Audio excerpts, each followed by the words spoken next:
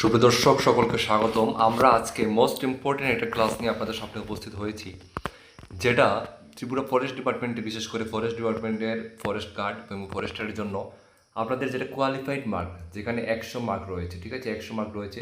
এটা কিভাবে হবে, কিভাবে আসবে, অনেকেই আপনাদের বুঝতে পারছেন না, কনফিউশন। এটা নিয়ে আমরা আগেও একটা আপনাদেরকে ক্লিয়ার করে দিয়েছি, ভিডিও দিয়ে দিয়েছি, আপনারা দেখেছেন।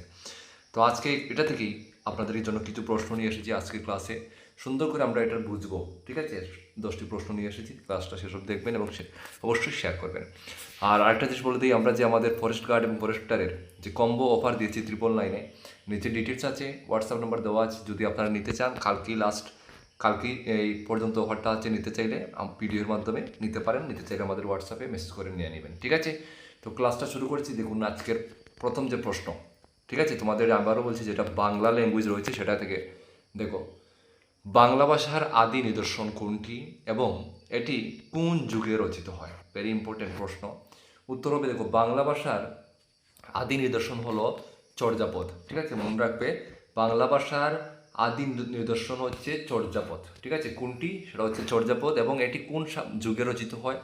এটি প্রাচীন যুগে, আনুমানিক আনুমানিক 8ম থেকে 1200 শতকের মধ্যে রচিত হয়েছিল, ঠিক আছে। বুঝাতে পারলাম খুব সুন্দর করে। এটার মধ্যে উপরে একটা ব্যাখ্যা রেখেছি, দেখো। যেমন 1907 সালে 1907 সালে মহামহোপাধ্যায় হরপ্রসাদ শাস্ত্রী নেপালের রাজদরবারের গ্রন্থাগার থেকে চর্যাপদের পুঁজি আবিষ্কার করেন।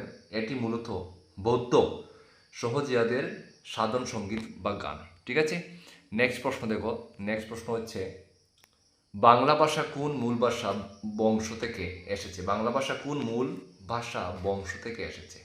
তো উত্তর হচ্ছে তোমাদের ইন্দো ইউরোপীয় ভাষা বংশ থেকে, ঠিক আছে। নিচে আমরা ব্যাখ্যা রেখেছি, যেমন ইন্দো ইউরোপীয় ভাষা বংশের একটি প্রধান শাখা হলো ইন্দো ইরানীয় বা আর্য শাখা। সেখান থেকে ভারতীয়, আর্য, প্রাকৃত এবং ও অপভ্রংশের, ঠিক আছে, অপভ্রংশের স্তর পার হয়ে কালক্রমে আধুনিক বাংলা ভাষার জন্ম হয়, ঠিক আছে। আমি যেগুলো লাইন বলছি প্রত্যেকটা লাইন আপনারা নোট করে রাখবেন। পরের প্রশ্ন, সন্ধি ব্যাকরণের কোন অংশে আলোচিত হয়? সেটা হচ্ছে ধ্বনিতত্ত্বে। উত্তর হচ্ছে ধ্বনিতত্ত্বে, ইংরেজিতে হয় ফোনোলজি, ঠিক আছে। এখানে ব্যাখ্যাটা দেখুন। সন্ধি শব্দের অর্থ মিলন। যেহেতু সন্ধিতে পাশাপাশি দুটি ধ্বনির মিলন, পরিবর্তন বা বিলোপ ঘটে এবং এর মূল কাজই ধ্বনিগত মাধুর্য রক্ষা করা, তাই এটি ধ্বনিতত্ত্বের আলোচ্য বিষয়, ঠিক আছে। জিনিসটা বোঝাতে পারলাম। তো নেক্সট যে প্রশ্নটা দেখুন স্ক্রিনে রয়েছে তোমাদের, হাবাতে শব্দটি হা উপসর্গটি কি অর্থে ব্যবহৃত হয়েছে?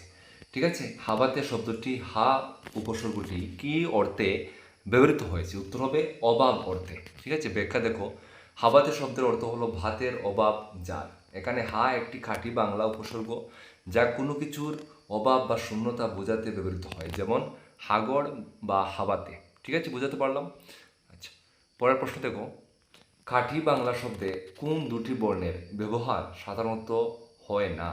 ঠিক আছে, সেটা হচ্ছে মূর্ধন্য, যেমন দেখো মূর্ধন্য ড্যাশ মূর্ধন্য, এবং এখানে দেখো তোমাদের দন্তেশ্ব, দেখো ব্রেকেটে আছে মূর্ধন্য ড্যাশ হচ্ছে দন্তেশ্ব, ঠিক আছে। তো এইরকম তোমাদের উচ্চারণটা এসেছে।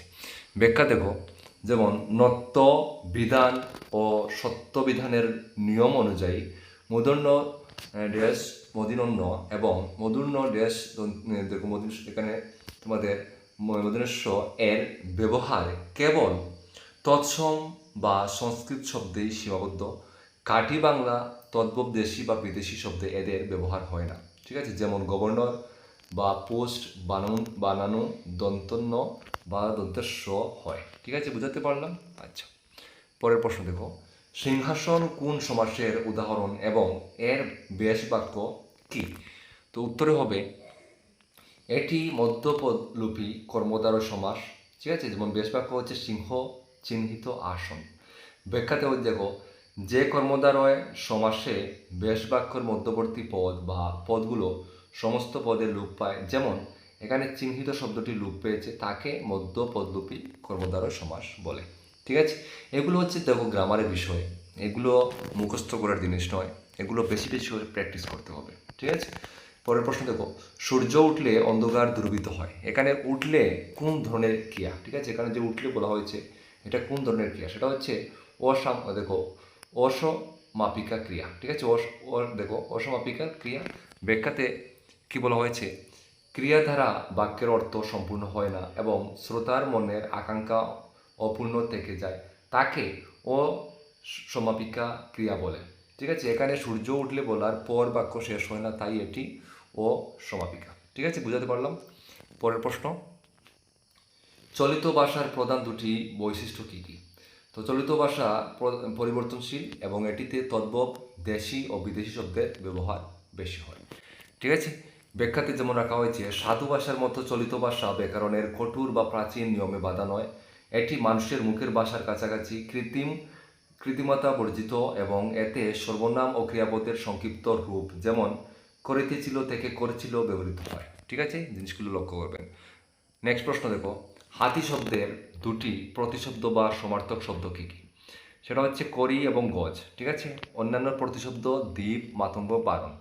এখানে ব্যাকরণে যেটা বলা আছে, যেমন বাংলা সাহিত্য পশু পাখি বা প্রকৃতির বিভিন্ন উপাদানের বহু প্রাচীন ও তৎসম প্রতিশব্দ ব্যবহৃত হয়, যা ভাষার শব্দভাণ্ডারকে সমৃদ্ধ করেছে। ঠিক আছে, তো এই হচ্ছে তোমাদের আজকের জন্য আমরা যে বাংলা গ্রামারটা রেখেছি, এটা হচ্ছে আজকে এতটুকুই তোমাদেরকে দিলাম। আশা করছি ক্লাসটি ভালো লেগেছে। যদি ভালো লাগে শেয়ার করবেন, আর নেক্সট ক্লাস চাইলে অবশ্যই কমেন্টে জানাবেন। ঠিক আছে, আজকের মতো বিদায় নিচ্ছি, দেখা হচ্ছে নেক্সট ভিডিওতে। জয় হিন্দ।